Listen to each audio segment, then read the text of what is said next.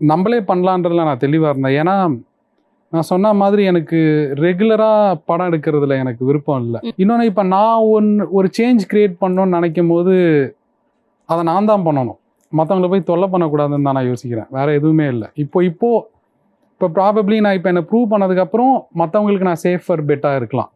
But நான் first time எடுத்துகிட்டு போகும்போது நான் ஒரு சேஃப் பெட்டு கிடையாது. இப்போ நானே வந்து புதுசாக யாராச்சும் வந்தால் நான் வந்து எவ்வளோ நம்புவேன்னு எனக்கு தெரியாது. ஸோ எனக்கு அந்த மீன்ஸ் இருந்தது, அதனால் நானே பண்ணிக்கிட்டேன். அதான் நடந்தது. இப்போது இந்த படத்தை ப்ரொடியூஸ் பண்ணது பார்த்தீங்கன்னா 2 அமெரிக்கன்ஸ், ஒருத்தர் பேர் ஆர்ச் தாமசன், இன்னொருத்தர் பேர் ராபர்ட். 2 பேருமே ஐடி கம்பெனியோட கஸ்டமர்ஸ், க்ளோஸ் ஃப்ரெண்ட்ஸ் கூட, ரொம்ப நல்ல ஃப்ரெண்ட்ஸ். நானும் அவரும் சினிமா பற்றி நிறைய பேசுவோம். அந்த ஆர்ச் தாமசனோட அங்கிள் வந்து ஹாலிவுட்ல வந்து அந்த காலத்து எக்ஸிக்யூட்டிவ் ப்ரொடியூசர். அவருக்கு அந்த அனுபவமும் அந்த இன்ட்ரெஸ்ட்டும் அந்த டாக்கும் இருக்கும். நாங்கள் பேசி பார்ப்போம். அங்கே நான் யூஸ் பண்ணும்போது நானும் அவர் அடிக்கடி சினிமா பற்றி பேசுவோம். இந்த படம் பார்த்தீங்களா, அதை பார்த்தீங்களா அப்படின்னும் போது அவர் அந்த பழைய கதையெல்லாம் என்கிட்ட சொல்லிட்டு இருப்பாரு.